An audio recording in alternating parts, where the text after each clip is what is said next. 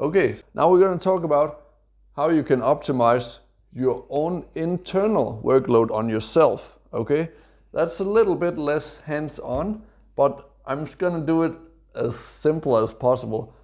And I'm going to tell you how I optimize the pressure I put on myself to make my work more enjoyable, but still be efficient and get stuff done. Okay? So I will start with the most important one that has helped me the most, okay?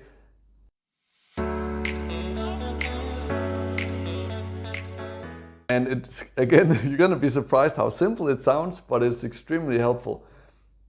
It may take some time to learn, but here it is.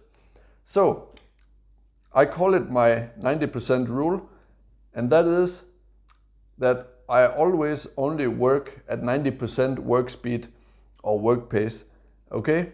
In other words, you could also say it could be the never work as fast as you can rule, because then you get into that fight or flight state, like where you're feeling really stressed. You know, there are some cases where you will have to work as fast as you can if it's really urgent, right? But it's easy to get into this habit of always working as fast as you can. And that just creates a completely different state of mind. And also actually it creates a different biological state if you're constantly pushing as hard as you can. So I would say, if I should only give you one tip for how to manage your internal workload and the mental aspect of stress, the one that you have control over. If I should give you only one tip, that would be never work as fast as you can. You can still get a very similar amount of work done at 90% as 100%. And you know what? In the long run, you will get more stuff done.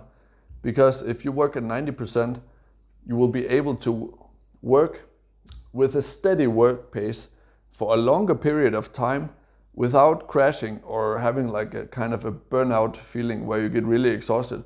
You'll be able to maintain it for longer, especially really long term, like over the years, than if you just work as fast as you can. And again, I've seen high performance individuals, really smart people, ignore this kind of tip or this approach.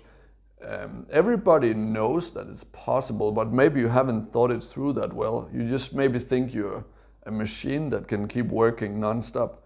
But we're not, right? We're humans, and we have biology to take into consideration. Like, a good way to understand this, in case you're not convinced, is if you have a car, we can make an analogy with a car engine. So if you're always running it at full gas with the RPMs, like with full RPM, so it's just screaming the engine out in every gear all the time, it's pretty simple to understand that this car will not last as many kilometers or miles before it breaks down than if you had a car where you were just gassing it 90% and you were changing the gears more wisely, so it didn't rev out, like max the engine out all the time with the RPMs. So that car might last like 3 times longer than the one that was just maxed out completely, right? Also, if we use the same analogy, if we return to my tip with taking holidays and taking day off, that would, in the same analogy with the car, that would count as taking the car to service, you could say, and getting the car repaired, change the oil, doing basic maintenance. That will make the car last a lot longer than if you just keep going at a full pace, right? It's pretty logical, but for high performance individuals, it's something that is not receiving the attention that it should, this kind of perspective. So right now we are working with changing the perspective of work intensity, okay? So I should also mention that it took me about, I think, at least 2 years before I think I really learned to make it a habit of always managing my work pace, so I never pushed 100%. So it's not something you can, or maybe you can do it in one day, but I couldn't do it in one day. It takes practice, so don't be discouraged if you think it's difficult, if you keep following your same habits. If you keep telling yourself, hey man, work at a steady pace where you're still getting things done, focus on work quality instead of work pace, then if you keep reminding yourself, I think you will be able to do it, because this is one of the main skills that you should learn if you want to not burn yourself out and suffer from severe stress, is just to learn to manage your work intensity. Okay, that took a bit longer than planned, but I really want to get the point across.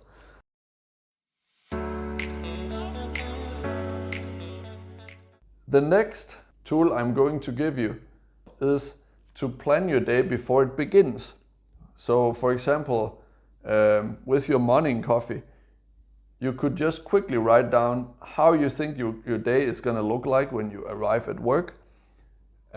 Just map it out like with a couple of keywords. It doesn't have to be very detailed. Then when you walk into your work and start your day, it will be less stressful because you already have a rough idea of what's going to happen. For this list, you can also categorize again the things you have to do, so that maybe get the couple of quick wins first, and then get the most important stuff done first, like the heavy tasks that has to get done but maybe isn't that fun, and then do the less heavy work towards the end of the day where you're maybe more exhausted. So distributing things like that will also enable you to stay more calm when you enter your workday and feel better.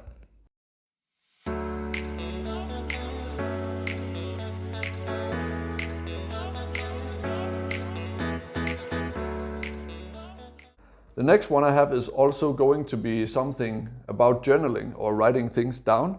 So I think every person that wants to get the best out of their life, they should have a positive journaling ritual.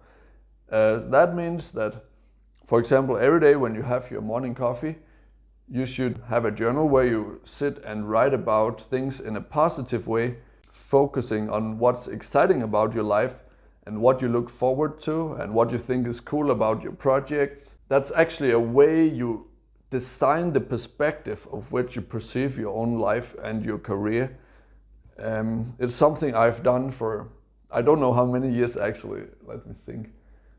Well, almost 10 years I've been doing morning journaling with my coffee. And it's just, I would say it even helped reshape the way I think, and it has helped me find it easy to be positive about things. Like it's like a muscle you can train in your brain to quickly shift the perspective if necessary for seeing the positive in situations and seeing the good things and the opportunities, even in struggle. So I will tell you a little bit about what you can do for journaling here, okay? So for example, I would recommend you to try to adjust your career perspective so that you see that your life and your career is more about enjoying the journey and the process of your career, and not only aiming for those goals far away in the future. See if you can design your perspective on your career and your work life in a way so that you think the process is cool. The process of working towards your goals is a nice process that you really like. Okay? It's very fundamental. Imagine if you had a career on 30 years of hard work where you only looked forward to the goal at the end, but you didn't enjoy the 30 years of process of working towards the goals. Right? Imagine how sad that would be, right? So not only choose really cool goals for your future, but also more importantly, I would say, design your work life or choose your goals also in a way so that it creates an enjoyable process to get there. So you can start to work on this with your journaling when you're having your morning coffee. Also, you should write about what you're grateful for. You can also write about stuff you're already proud that you have achieved in your career. That reinforces your self-belief and your belief to achieve things in the future, instead of just keep going forward and forgetting how good things actually already are.